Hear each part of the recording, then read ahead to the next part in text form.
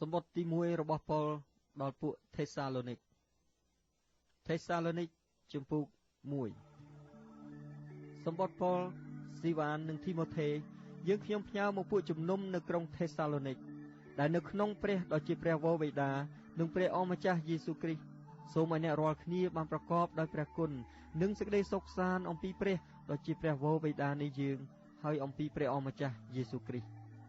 យើងខ្ញុំអរព្រះគុណដល់ព្រះជានិច្ចពីដំណើរអ្នករាល់គ្នាហើយកាលណាយើងខ្ញុំអធិដ្ឋាននោះក៏តែងដំណើរពីអ្នករាល់គ្នាដោយនឹកចាំជាដរាបពីការដែលអ្នករាល់គ្នាធ្វើដោយសេចក្តីជំនឿនិងពីការនឿយហត់ដែលធ្វើដោយសេចក្តីស្រឡាញ់ហើយដែលអ្នករាល់គ្នាមានសេចក្តីសង្ឃឹមយ៉ាងមាំមួនដល់ព្រះ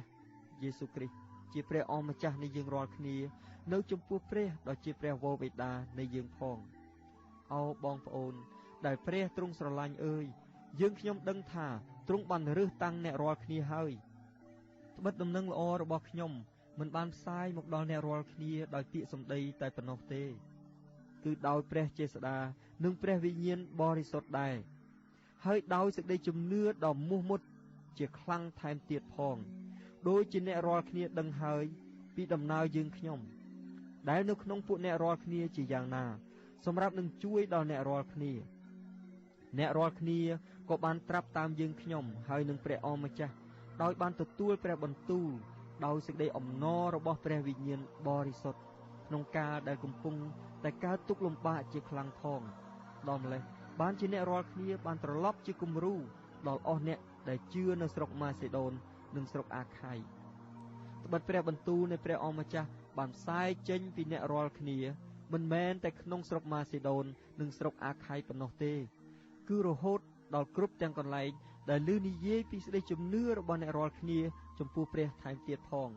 បានជាមិនចាំបាច់ឲ្យយើងខ្ញុំនិយាយអ្វីទៀតទេត្បិតគេថ្លែងប្រាប់ពីយើងខ្ញុំដែលអ្នករាល់គ្នាបានទទួលយើងជាយ៉ាងណាទាំងបែរចេញពីរូបព្រះមកឯព្រះដ៏ពិតឲ្យបានគោរពប្រតិបត្តិដល់ព្រះដ៏មានព្រះជន្មរស់នៅនោះវិញហើយឲ្យបានចាំព្រះរាជបុត្រាព្រះទ្រង់យាងមកពីស្ថានសួគ៌ដែលព្រះបានប្រោសឲ្យទ្រង់រស់ពីស្លាប់ឡើងវិញគឺជាព្រះយេស៊ូវដែលទ្រង់ប្រោសឲ្យយើងរួចពីសេចក្តីខ្ញាល់ទៅមុខជំពូក2ត្បិតបងប្អូនអើយអ្នករាល់គ្នាដឹងហើយពីបែបដែលយើងខ្ញុំចូលមកឯអ្នករាល់គ្នាថាមិនមែនជាឥតកើតផលទេឯក្រោយដែលយើងខ្ញុំបានរងទុក្ខនឹងត្រូវគេជេរប្រមាថនៅក្រុងភីលីបដូចជាអ្នករាល់គ្នាដឹងស្រាប់ហើយនោះយើងខ្ញុំមានចិត្តក្លាហានដោយសារព្រះនៃយើងខ្ញុំដើម្បីនឹងផ្សាយដំណឹងល្អពីព្រះមកដល់អ្នករាល់គ្នាដែរទាំងមានសេចក្តីប្រយុទ្ធជាច្រើនផងត្បិតសេចក្តីដែលយើងខ្ញុំទូនមាននោះមិនមែនកើតពីសេចក្តីខុសឆ្គងឬពីសេចក្តីស្មោកគ្រោកឬពីសេចក្តីឆោបបោកនោះទេតែតាមដែលព្រះទ្រង់លបងលោឃើញថាគួរនឹងផ្ញើព្រះបន្ទូលទុកនឹងយើងខ្ញុំជាយ៉ាងណានោះយើងខ្ញុំបានអធិប្បាយតាមបែបយ៉ាងនោះឯងមិនមែនដូចជាចង់ផ្គាប់ដល់ចិត្តមនុស្សទេគឺផ្គាប់ដល់ព្រះハរតីនៃព្រះវិញដែលទ្រង់លបងលោចិត្តរបស់យើងខ្ញុំត្បិតយើងខ្ញុំមិនដែលប្រើពាក្យបញ្ចើចដូចជាអ្នករាល់គ្នាដឹងស្រាប់ឬប្រព្រឹត្តដោយចិត្តលោភឡើយសឹងមានព្រះទ្រង់ជាសាក្សីហើយទោះបើយើងខ្ញុំមានអំណាចនឹងនៅជាបន្ទុកលើអ្នករាល់គ្នាទុកដូចជាសាវកនៃព្រះគ្រីស្ទក៏ដោយគង់តែយើងខ្ញុំមិនរកឲ្យមនុស្សគោរពប្រតិបត្តិដល់យើងខ្ញុំឡើយទោះអ្នករាល់គ្នាឬអ្នកណាទៀតក្តីយើងខ្ញុំបាននៅកណ្ដាលអ្នករាល់គ្នាដោយស្លូតបូតវិញប្រៀបដូចជាម្ដាយថ្នមកូនដែលកំពុងនៅបៅគឺយ៉ាងនោះហើយដែលយើងខ្ញុំបានស្រឡាញ់ដល់អ្នករាល់គ្នាដល់ម្លេះបានជាយើងខ្ញុំចូលចិត្តចែកដំណឹងល្អពីព្រះមកអ្នករាល់គ្នាមិនត្រឹមតែប៉ុណ្ណោះក៏ចូលចិត្តចែកទាំងជីវិតយើងខ្ញុំផងដោយព្រោះអ្នករាល់គ្នាបានត្រឡប់ជាស្ងួនភ្ងាដល់យើងខ្ញុំត្បិតបងប្អូនអើយអ្នករាល់គ្នានឹកចាំពីការយ៉ាងធ្ងន់ហើយនឿយហត់ដែលយើងខ្ញុំបានធ្វើដោយមិនចង់ឲ្យអ្នកណាព្រួយដោយសារយើងខ្ញុំទេយើងខ្ញុំបានផ្សាយដំណឹងល្អពីព្រះមកអ្នករាល់គ្នាដោយខំធ្វើការទាំងយប់ទាំងថ្ងៃអ្នករាល់គ្នាឲ្យព្រះផងជាស្មោះបន្ទាល់អំពីយើងខ្ញុំដែលយើងខ្ញុំបាននៅជាមួយនឹងអ្នករាល់គ្នាជាពួកអ្នកជឿបែបយ៉ាងណាដោយបរិសុទ្ធសុចរិតហើយឥតកន្លែងបន្ទោសបាន ដូចជាអ្នករាល់គ្នាដឹងហើយថាយើងខ្ញុំបានប្រព្រឹត្តនឹងអ្នករាល់គ្នានីមួយៗដូចជាឪពុកនិងកូនទាំងទូនមាននិងកំសាន្តចិត្តផងហើយទាំងធ្វើបន្ទាល់ឲ្យអ្នករាល់គ្នាបានដើរយ៉ាងគួរនឹងព្រះដែលទ្រង់ហៅអ្នករាល់គ្នាមកក្នុងនគរហើយក្នុងសេរីល្អរបស់ទ្រង់ដោយហេតុនេះទៀតបានជាយើងខ្ញុំអរព្រះគុណដល់ព្រះឥតមានដាច់គឺដោយព្រោះកាលអ្នករាល់គ្នាបានទទួលព្រះបន្ទូលជាដំណឹងពីព្រះដោយសារយើងខ្ញុំនោះមិនបានទទួលទុកដូចជាពាក្យរបស់មនុស្សទេបានទទួលតាមភាពដ៏ពិតនៃដំណឹងនោះវិញគឺជាព្រះបន្ទូលនៃព្រះដែលបណ្ដាលមកក្នុងអ្នករាល់គ្នាជាពួកអ្នកជឿត្បិតបងប្អូនអើយអ្នករាល់គ្នាបានត្រាប់តាមអស់ទាំងពួកជំនុំនៃព្រះដែលនៅក្នុងព្រះគ្រីស្ទយេស៊ូវនៅស្រុកយូដាពីព្រោះបានរងទុក្ខនៅដៃនៃពួកអ្នកស្រុករបស់អ្នករាល់គ្នាដូចជាពួកជំនុំទាំងនោះបានរងទុក្ខនៅដៃនៃពួកសាសយូដាដែរដែលគេបានសម្លាប់ទាំងព្រះអម្ចាស់យេស៊ូវនិងពួកហោរាផងក៏បានបណ្ដេញយើងខ្ញុំទៀតពួកនោះមិនជាទីគប់ដល់ព្រះハរតីរបស់ព្រះទេហើយក៏ទាស់ទទឹងនឹងមនុស្សទាំងអស់ដែរគេហាមមិនឲ្យយើងខ្ញុំថ្លែងប្រាប់ដល់ពួកសាសដតីប្រយោជន៍ឲ្យបានសងគ្រោះឡើយគឺដើម្បីតែនឹងបំពេញអំពើបាបរបស់ខ្លួនគេជានិច្ចប៉ុណ្ណោះតែសេចក្តីក្រោធបានមកលើគេពេញទីហើយបងប្អូនអើយក្រោយដែលយើងខ្ញុំត្រូវឃ្លាតមុខពីអ្នករាល់គ្នាបន្តិចតែមិនមែនឃ្លាតចិត្តឡើយនោះយើងខ្ញុំមានចិត្តសង្វាតរលឹកចង់ឃើញមុខអ្នករាល់គ្នាវិញជាខ្លាំងបានជាយើងខ្ញុំចង់មកសួរអ្នករាល់គ្នាគឺពលខ្ញុំចង់មកមួយដងពីរទៅហើយតែអរិយសតាំងបានខាត់យើងខ្ញុំវិញត្បិតតើសេចក្តីសង្ឃឹមសេចក្តីអំណរនិងមង្គតដែលនាំឲ្យយើងខ្ញុំរីករាយឡើងនោះជាអ្វីបើមិនមែនជាអ្នករាល់គ្នានៅចំពោះព្រះយេស៊ូវគ្រីស្ទជាព្រះអម្ចាស់នៃយើងក្នុងកាលដែលទ្រង់យាងមកប៉ុណ្ណោះត្បិតអ្នករាល់គ្នាជាសិរីល្អហើយជាសេចក្តីអំណររបស់យើងខ្ញុំពិតមែនជំពូក3ដូច្នេះកាលទ្រាំមិនបានទៀតនោះយើងខ្ញុំបានគិតថាគួរឲ្យយើងខ្ញុំនៅក្រុងអាថេនតែម្នាក់ឯងចុះដើម្បីនឹងចាត់ធីម៉ូថេជាបងប្អូនគឺជាអ្នកបម្រើនៃព្រះដែលបានធ្វើការជាមួយនឹងយើងខ្ញុំក្នុងដំណឹងល្អនៃព្រះគ្រីស្ទឲ្យគាត់បានតាំងអ្នករាល់គ្នាឡើងជាមាំមួនហើយជួយចម្រើនខាងឯសេចក្តីជំនឿផងក្រែងអ្នកណាកើតមានចិត្តថប់ព្រួយដោយសេចក្តីទុក្ខលំបាកទាំងនេះត្បិតអ្នករាល់គ្នាដឹងហើយថាយើងជៀសពីសេចក្តីយ៉ាងនេះមិនរួចទេព្រោះកាលយើងខ្ញុំនៅជាមួយនឹងអ្នករាល់គ្នានៅឡើយនោះក៏បានប្រាប់ជាមុនថាយើងរៀបនឹងរងទុក្ខលំបាកដូចជាអ្នករាល់គ្នាដឹងស្រាប់ថាមានមកហើយដោយហេតុនោះកាលខ្ញុំទ្រាំមិនបានទៀតនោះខ្ញុំបានចាត់គាត់មកឲ្យបានដឹងពីសេចក្តីជំនឿរបស់អ្នករាល់គ្នាក្រែងមេលបួងបានលួងនាំចិត្តអ្នករាល់គ្នាឲ្យការនឿយហត់របស់យើងខ្ញុំបានទៅជាឥតអំពើវិញតែឥឡូវនេះដែលធីម៉ូថេបានចេញពីអ្នករាល់គ្នាទៅដល់យើងខ្ញុំព្រមទាំងនាំដំណឹងល្អពីសេចក្តីជំនឿនិងសេចក្តីស្រឡាញ់របស់អ្នករាល់គ្នាទៅប្រាប់យើងខ្ញុំវិញហើយពីដំណើរដែលអ្នករាល់គ្នានឹកចាំពីយើងខ្ញុំដោយអំណរជានិច្ចទាំងរលឹកចង់ឃើញយើងខ្ញុំផងដូចជាយើងខ្ញុំរលឹកដល់អ្នករាល់គ្នាដែរដូច្នេះបងប្អូនអើយក្នុងខណៈដែលយើងខ្ញុំកំពុងតែមានសេចក្តីទុក្ខព្រួយនិងសេចក្តីលំបាកជាច្រើននោះយើងខ្ញុំមានសេចក្តីខ្សាន្តចិត្តពីដំណើរអ្នករាល់គ្នាឡើងវិញដោយសារសេចក្តីជំនឿរបស់អ្នករាល់គ្នាត្បិតឥឡូវនេះបើអ្នករាល់គ្នាឈរនៅមាំមួនក្នុងព្រះអម្ចាស់នោះទើបយើងខ្ញុំនឹងរស់នៅតើយើងខ្ញុំអាចនឹងអរព្រះគុណដល់ព្រះពីដំណើរអ្នករាល់គ្នាដោយប្រការដូចម្ដេចឲ្យបានល្មមធួននឹងអស់ទាំងសេចក្តីអំណរដែលយើងខ្ញុំមាននៅចំពោះព្រះនៃយើងដោយព្រោះអ្នករាល់គ្នាយើងខ្ញុំទូលអង្វរដោយទទូចទាំងយប់ទាំងថ្ងៃសូមឲ្យឃើញមុខអ្នករាល់គ្នា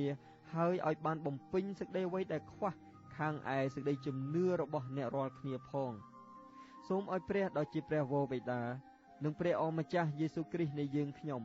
ទ្រង់តម្រង់ផ្លូវយើងខ្ញុំឲ្យបានមកដល់អ្នករាល់គ្នាសូមឲ្យព្រះអម្ចាស់ចម្រើនសេចក្តីស្រឡាញ់របស់អ្នករាល់គ្នាឲ្យបានពេញពោហូហៀដល់គ្នាទៅវិញទៅមកព្រមទាំងដល់មនុស្សទាំងអស់ផងដូចជាយើងខ្ញុំស្រឡាញ់ដល់អ្នករាល់គ្នាដែរ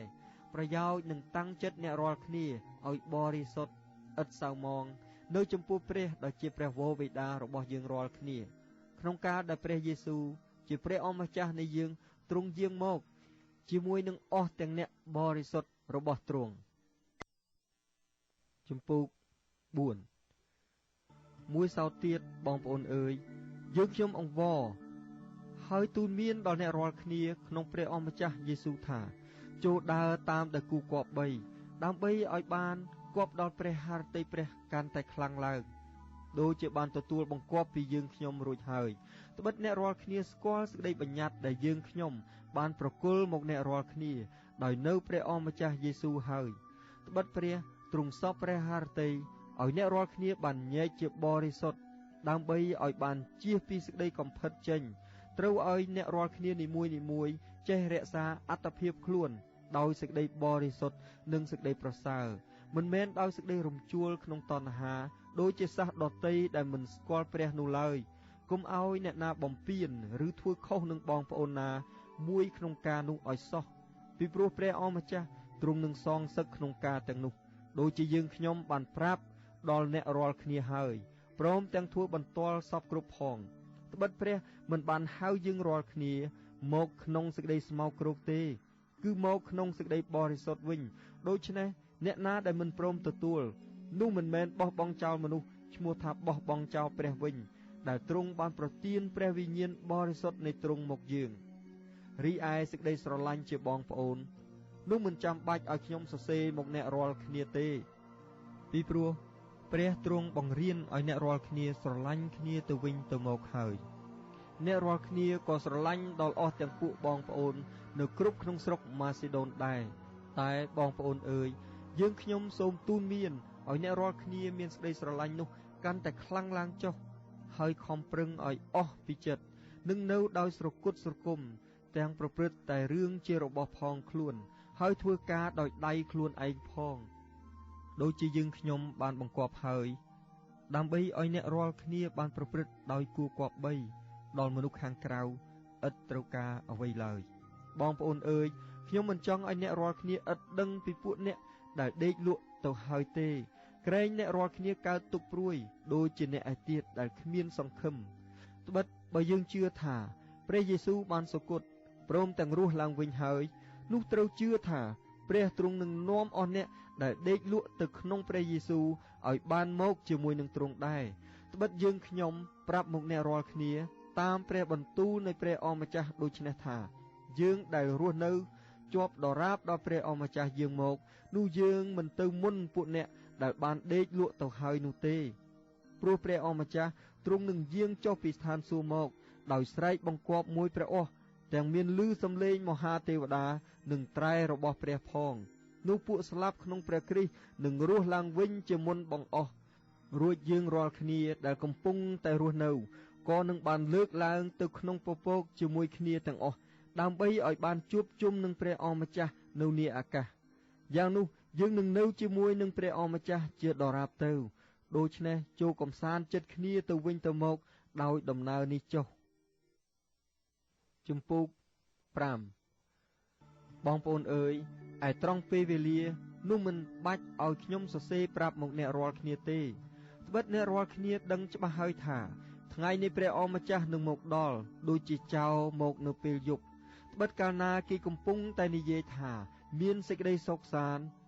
មានសេចក្តីរៀបរយហើយនោះលោតែមានសេចក្តីហិនវិនាសមកលើគេភ្លាមដូចជាស្ត្រីមានគភ៌ឈឺនឹងសម្រាលហើយគេចមិនរួចឡើយតែបងប្អូនអើយអ្នករាល់គ្នាមិនមែននៅក្នុងសេចក្តីងងឹតឲ្យថ្ងៃនោះបានមកដល់អ្នករាល់គ្នាដូចជាចោរនោះទេអ្នករាល់គ្នាសុទ្ធតែជាកូននៃពន្លឺហើយជាពួកនៃថ្ងៃយើងមិនមែនជាពួកនៃយប់ឬនៃសេចក្តីងងឹតឡើយដូច្នេះត្រូវឲ្យយើងចាំយាមហើយដឹងខ្លួនមិនត្រូវឲ្យដេកលក់ដូចជាមនុស្សឯទៀតត្បិតពួកអ្នកដែលដេកលក់នោះគេតែងដេកនៅពេលយប់ហើយពួកអ្នកដែលស្រវឹងស្រាក៏តែងស្រវឹងនៅពេលយប់ដែរតែយើងដែលជាពួកនៃថ្ងៃយើងត្រូវដឹងខ្លួនទាំងប្រដាប់កាយដោយសេចក្តីជំនឿនិងសេចក្តីស្រឡាញ់ទុកជាប្រដាប់បាំងដើមទ្រូងហើយសេចក្តីសង្ឃឹមរបស់ផងសេចក្តីសងគ្រោះទុកជាមួកសឹកត្បិតព្រះទ្រង់មិនបានតម្រូវយើងទុកសម្រាប់សេចក្តីក្រោធទេគឺសម្រាប់ឲ្យបានសេចក្តីសងគ្រោះវិញ ដោយសារព្រះយេស៊ូវគ្រីស្ទជាព្រះអម្ចាស់នៃយើងដែលទ្រង់សុគតជំនួសយើងដើម្បីឲ្យយើងរាល់គ្នាបានរស់នៅជាមួយនឹងទ្រង់ទោះបើចាំយាមឬដេកលក់ក្តីដូច្នេះចូលកំសាន្តហើយស្អាងចិត្តគ្នាទៅវិញទៅមកដូចជាអ្នករាល់គ្នាកំពុងតែធ្វើហើយនោះដែរតែបងប្អូនអើយយើងខ្ញុំអង្វរអ្នករាល់គ្នាថាចូលចំណាំឲ្យស្គាល់ពួកអ្នកដែលខំធ្វើកិច្ចការក្នុងពួកអ្នករាល់គ្នានិងពួកអ្នកដែលនាំមុខអ្នករាល់គ្នាក្នុងព្រះអម្ចាស់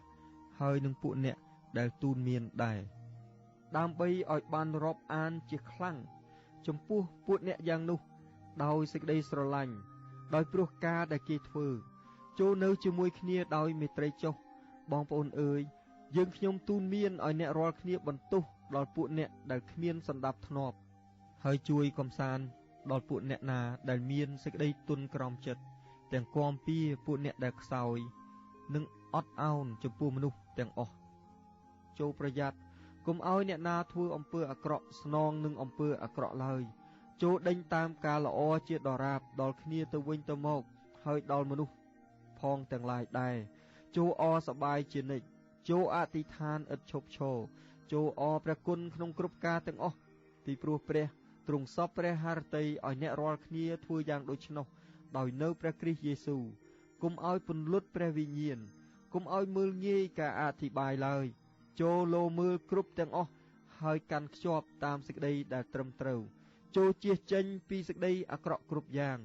សូមឲ្យព្រះនៃសេចក្តីសុខសាន្តញែកអ្នករាល់គ្នាចេញជាបរិសុទ្ធសពគ្រប់